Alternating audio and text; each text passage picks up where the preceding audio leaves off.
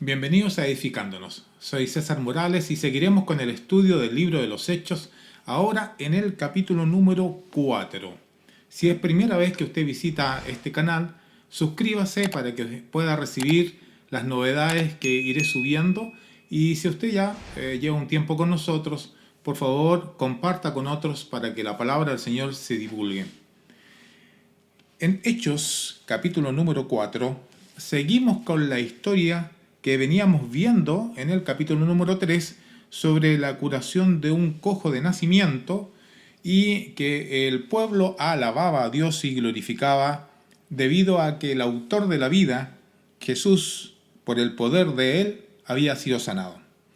Bien, ahora en el capítulo número 4 nos vamos a encontrar con lo siguiente. Tomemos lectura del capítulo número 4. Mientras Pedro y Juan hablaban al pueblo, se les echaron encima los sacerdotes, el capitán de la guardia del templo y los saduceos, indignados porque enseñaba al pueblo y anunciaba en Jesús la resurrección de entre los muertos. Al ver que todo el pueblo estaba glorificando y alabando al Señor por este gran milagro que había sucedido frente a sus ojos, de este hombre que prácticamente toda la vida había estado lisiado, y ahora lo podían ver saltar, gritar, alabar a Dios ahí en el templo.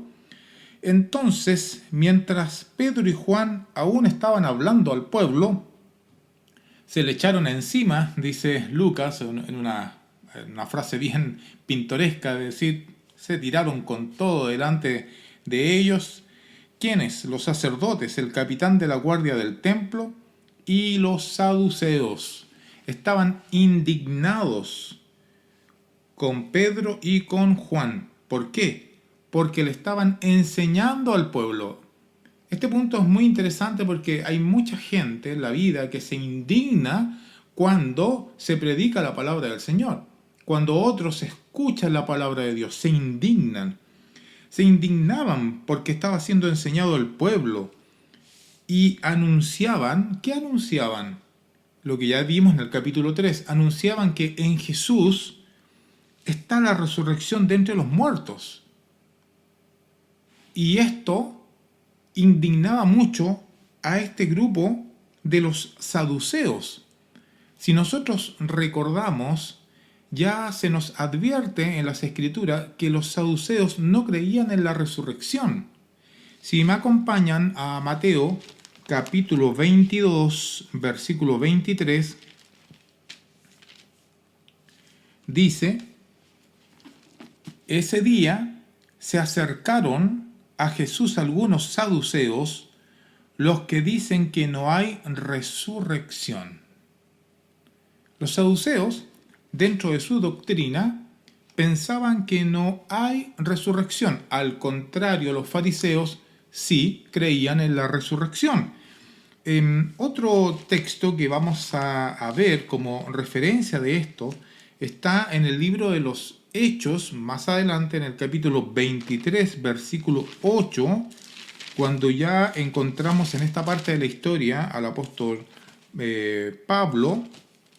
Y en el versículo 8, mientras Pablo estaba ante el concilio, estaba siendo juzgado, dice el versículo 8 del capítulo 23, porque los saduceos dicen que no hay resurrección, ni ángel, ni espíritu, pero los fariseos creen todo esto. Y bueno, Pablo aprovecha esto para dividir a la audiencia, porque le estaban juzgando y los fariseos les empezaron a defender en cierta forma al apóstol Pablo. Pero los saduceos no creían ¿en qué cosa? En la resurrección, ni en ángeles, ni en espíritu. Tres cosas muy importantes que sí creían los fariseos, los saduceos no, los fariseos sí, y de los cuales nosotros también creemos. Bien, la resurrección de entre los muertos es algo que se predica, y es algo que debemos predicar. Es lo que predicaron los apóstoles en un comienzo, la resurrección de entre los muertos. Cristo tiene el poder de resucitarnos de entre los muertos.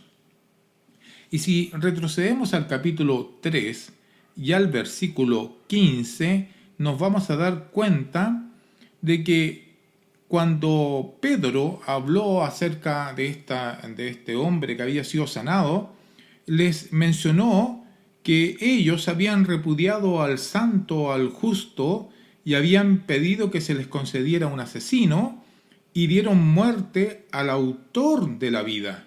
Dieron muerte al autor de la vida, al que Dios resucitó de entre los muertos, de lo cual nosotros somos testigos, testigos oculares. Dios lo resucitó de entre los muertos y esa es la predicación de los apóstoles. Predicaban al Cristo resucitado. Y esto enojó mucho a los principales y a los saduceos. Entonces se les echaron encima como fieras para tomarlos. Les echaron mano, dice el versículo 3, y los pusieron en la cárcel hasta el día siguiente, pues ya era tarde. Pero muchos de los que habían oído el mensaje creyeron y llegando el número de los hombres como 5.000. Esto es maravilloso porque cuando este hombre cojo entra al santuario por los pasillos gritando, saltando, aferrándose a Pedro y a Juan, y el pueblo llegó ahí a mirarlo y a glorificar a Dios por lo que había sucedido, esto tuvo sus frutos. Los que trataron de impedir la predicación del Evangelio fueron los sacerdotes, el capitán de la guardia, los saduceos, especialmente porque estaban hablando sobre la resurrección, pero esto no impide el avance del Evangelio. Porque Lucas nos cuenta en el versículo 4 que muchos de los que habían oído el mensaje creyeron, llegando el número de los hombres como a 5.000. Recuerden que antes habíamos visto de que se habían convertido 3.000 y ahora 5.000. Bueno, según la estructura ahí de lo que uno ve, podría haber sido 3.000 y ahora se le agregaron 2.000 más para formar 5.000, o fueron 3.000 y ahora 5.000 más. Lo que sí es un número gigantesco de hermanos ahora en Cristo, que se habían convertido, habían creído. Ahora, un punto importante también en esto es que el versículo dice que habían oído el mensaje, lo que ya habíamos dicho antes en el capítulo 2, versículos 37 al 38, y habían creído. Eso es importante. Pero también Pedro, nuevamente me he equivocado, ¿no? Pedro nos menciona en el capítulo 2, versículo 38, que Pedro les había dicho después de hablarles y haber oído ellos que debían arrepentirse y ser bautizados cada uno de ustedes en el nombre de Jesucristo para el perdón de pecados. Es decir, este creer que está aquí está incluyendo todo esto.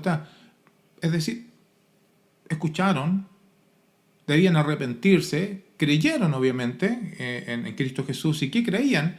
Que Jesús es el Hijo de Dios y que puede resucitarnos de entre los muertos, que es lo que enfadó mucho a los saduceos, e ir a las aguas del bautismo, que ya lo dijimos. De esa forma son lavados nuestros pecados. Versículo número 5. Sucedió que al día siguiente se reunieron en Jerusalén sus gobernantes, ancianos y escribas. Estaba allí el sumo sacerdote Anás, Caifás, Juan, Alejandro y todos los que eran del linaje del sumo sacerdote. Aquí voy a hacer detenerme en un momento, porque desde aquí en adelante en los videos iré incluyendo algunos datos de carácter geográficos, de carácter arqueológicos e históricos que nos ayuden a ir entendiendo la historia que tenemos relatada por Lucas, inspirada por el Espíritu Santo. Entonces, aquí es importante poder entender por qué estaba el sumo sacerdote Anás y Caifás. Para tal efecto, me voy a valer de información que tengo sobre estos temas. Inicialmente, vamos a ver lo que dice el profesor Craig Evans en su relato El mundo de Jesús y los evangelios. Y vamos a partir primero desde la desaparición de la dinastía herodiana para luego entender quiénes gobernaban en ese momento en que fue establecido este sumo sacerdote, que luego me voy a referir a él, y así pueden entender esta frase que nos menciona acá sobre que estaban allí el sumo sacerdote Anás y Caifás. Bien, ¿qué es lo que es importante para nosotros en esta historia? Según lo que nos relata Craig Evans. Primero, es que Arquelao recibió cerca de la mitad del reino de Herodes cuando éste murió en el 4 a.C. Rigió durante 10 años y en el 6 después de Cristo fue removido de su cargo. Nunca pudo congeniar con la gente de Samaria ni de Judea. Hubo algunas represiones violentas, opresión y muerte, y Roma finalmente decidió que aquel carecía de mano fuerte, estabilidad y madurez para servir como regente eficaz. Había sido nombrado etnarca, que significa gobernante de la gente. Los romanos designaron un prefecto. El primero fue Caponio, y fue nombrado en el 6 y gobernó hasta el 9. Fue sucedido por Marco Ambíbulo, del 9 al 12, y luego Anio Rufo, del 12 al 15. Y después una persona más interesante, Valerio Grato. No estamos seguros por cuánto tiempo gobernó Grato, porque Josefo nos ofrece apenas un par de fechas, por lo que resulta difícil establecerlo. Una fecha sería del 15 al 19, pero la comúnmente aceptada es del 15 al 26.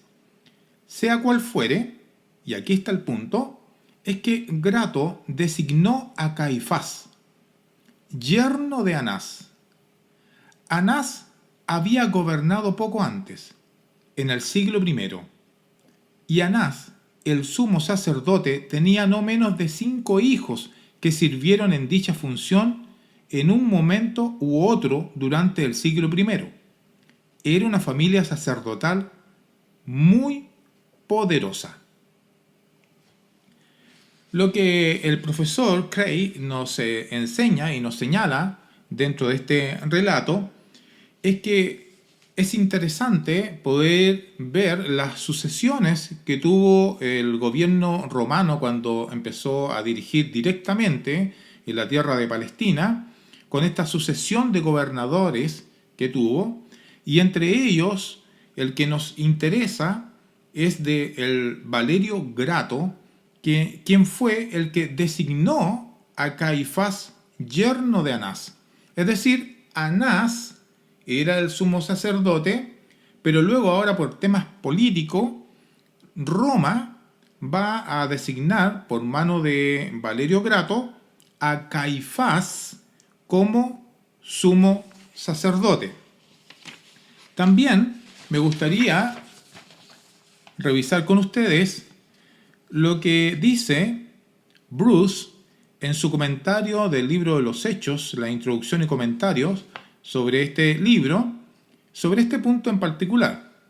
Y nos va a ir un poquito más atrás.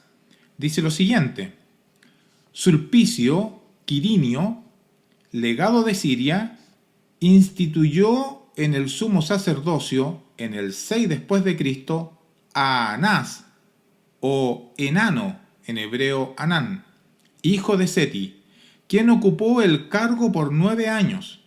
Aún después de su destitución, continuó ejerciendo gran influencia. Como nos dijo el profesor Craig y también ahora Bruce, 5 de sus hijos, un yerno, Caifás, y un nieto llegaron a ser sumos sacerdotes por periodos más cortos o más largos durante la siguiente mitad de siglo. Así entonces nos enteramos que este Caifás fue designado por Sulpicio Quirinio, que era legado de Siria, y lo instituyó en el sumo sacerdocio en el 6 después de Cristo. Pero después vemos que por temas políticos, entonces este hombre llamado Grato, entonces cambia a Anás y coloca a Caifás. Y lo vemos aquí en el relato de Lucas, cuando dice, estaba allí el sumo sacerdote Anás y Caifás junto a Juan y a Alejandro, y menciona a Anás primero. Aún entre los judíos seguían respetando a Anás, que había sido el anterior sumo sacerdote. Al parecer había sido elegido correctamente de acuerdo a lo que los israelitas tenían para la elección del sumo sacerdote. Sin embargo, Caifás venía a ser el sumo sacerdote político, digamos, que lo eligió en Roma. Y entonces los menciona a los dos, a Anás y Caifás. Y luego a Juan y a Alejandro, de los cuales no tenemos mucha información. Y dice, y todos los que eran del linaje de los sumos sacerdotes. ¿Ya? Vamos a ver entonces en Mateo capítulo 26, versículo 3 al 4, que se menciona sobre estos hombres, cuando hubo el complot para prender y matar a nuestro Señor Jesucristo.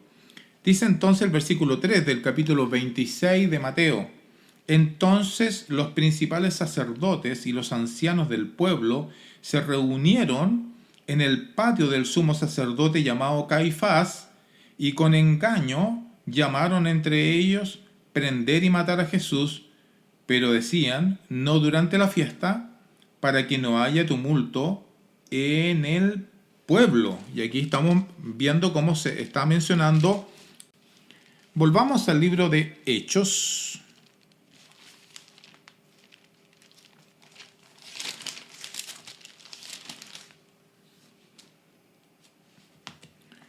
En el versículo 6 se nos dice entonces que estaba allí el sumo sacerdote Anás, Caifás, Juan Alejandro y todos los que eran del linaje de los sumos sacerdotes. Poniendo a Pedro y a Juan en medio de ellos, les interrogaban, ¿con qué poder o en qué nombre han hecho esto? La pregunta que hicieron estos hombres es respecto a la autoridad. La autoridad es muy importante en los temas de religión. ¿Con qué poder o con qué autoridad? Eso lo explicamos en el video anterior respecto a la autoridad. ¿Con qué autoridad? Le están preguntando, ¿con la suya? ¿Con la de ustedes? ¿O con la de algún otro? Entonces Pedro, lleno del Espíritu Santo, y estaba lleno del Espíritu Santo porque esta había sido una promesa de nuestro Señor Jesucristo en el capítulo 1 del libro de los Hechos, versículo 5, cuando les dijo, porque Juan bautizó con agua, pero ustedes serán bautizados con el Espíritu Santo dentro de pocos días. Luego el versículo 8 dice que recibirán poder cuando el Espíritu venga sobre ustedes y me seréis testigos. Y luego en el capítulo 2, versículo 4, cuando recibieron el Espíritu Santo, todos fueron llenos del Espíritu Santo y comenzaron a hablar en otras lenguas. Ahora, en este momento, Pedro, lleno del Espíritu Santo, les dijo a los gobernantes y ancianos del pueblo, si se nos está interrogando hoy por causa del beneficio hecho a un hombre enfermo, ¿de qué manera éste ha sido sanado? Sepan todos ustedes y todo el pueblo de Israel que en el nombre de Jesucristo el Nazareno, a quienes ustedes crucificaron y a quien Dios resucitó de entre los muertos, por él este hombre se halla aquí sano delante de ustedes. Pedro responde la pregunta del interrogatorio. La pregunta es, ¿por qué? ¿Qué clase de autoridad tienen ustedes para hacer esto? ¿Con qué poder o en qué nombre han hecho esto? ¿Es por ustedes o por otro? Y aquí entonces Pedro responde, bueno, esto ha sido no por nosotros, que es justamente lo que le dijeron a este hombre cuando lo tomaron de la mano, ¿se acuerdan? Para sanarlo. Entonces le dice que Pedro Le dijo, no tengo ni plata ni oro, pero lo que tengo te doy. En el nombre de Jesucristo, el Nazareno, anda. Y comenzó a caminar. No fue por la fe del hombre, fue por el poder de Jesucristo, por medio de los apóstoles. Los apóstoles tenían la fe adecuada, creían en el poder del Señor y entonces obraron de acuerdo a como dice la palabra del Señor, con milagros, prodigios y señales, maravillas entre todos ellos. Y esto es lo que responde Pedro. Justamente, lo que sucedió aquí es por la autoridad de nuestro Señor Jesucristo. Es Él el que lo ha sanado. ¿Pero cómo? Si no está muerto. Bueno, los apóstoles estaban predicando la resurrección de Jesús. Jesús está vivo. Este Jesús es la piedra desechada por ustedes los constructores, pero que ha venido a ser la piedra angular.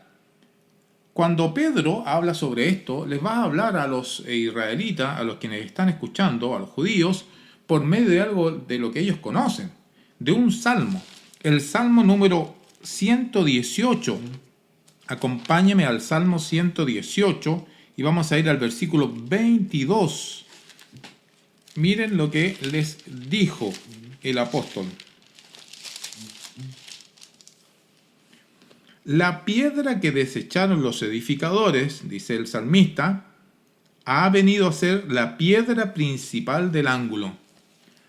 Pedro, inspirado por el Espíritu Santo, toma un texto del Antiguo Testamento para aplicarlo a Cristo Jesús, que Jesús es la piedra desechada por los constructores, según lo decía el Salmo capítulo 118, 22, y que ha venido a ser piedra angular. El apóstol Pedro después en su primera carta va a repetir esta misma idea respecto a la piedra angular. Ahora, se discute aquí si la piedra era, ellos tenían, recuerde que sus entradas y sus ventanas tenían esta curvatura en la parte superior y por lo tanto había una piedra angular que sostenía todo el ángulo. Unos piensan que era esa piedra y otros que es la piedra que está en las esquinas de las construcciones. Para ambos casos lo que está señalando es que es la piedra principal. Es la piedra en la cual se va a construir todo desde ahí para adelante. Jesús es justamente esta piedra y había sido desechada por los constructores, desechada por los judíos, pero ahora es la piedra angular.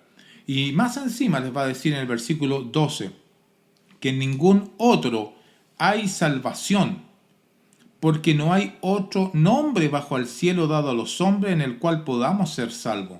No solamente en el nombre de nuestro Señor Jesús se puede sanar a este hombre, sino que además no hay ningún otro en el cual pueda haber salvación para la humanidad. Judíos y gentiles, no hay otro nombre, solo en Jesús. No hay otra religión en el mundo, ni en este, ni en otro país, ni en otro continente, por muy bonita que sea, los hombres no obtendrán la salvación de sus almas, porque en el único que hay salvación es en Cristo Jesús, porque no hay otro nombre bajo el cielo dado a los hombres en el cual podamos ser salvos. Dice podamos, incluyendo a los judíos, a los oyentes y a él mismo, a Pedro. Nadie puede ser salvo si no es por medio de nuestro Señor Jesucristo. En Juan, capítulo 14, versículo 6, Juan, capítulo 14, versículo 6, vamos a ver lo siguiente. Cuando Jesús les dijo, yo soy el camino, yo soy la verdad y yo soy la vida, nadie viene al Padre sino por mí. ¿Quién es el único camino en esta vida? Jesús. ¿Quién es la única verdad en esta vida? Jesús. ¿Quién es la vida, la verdadera vida? Jesús. Nadie, dice nadie.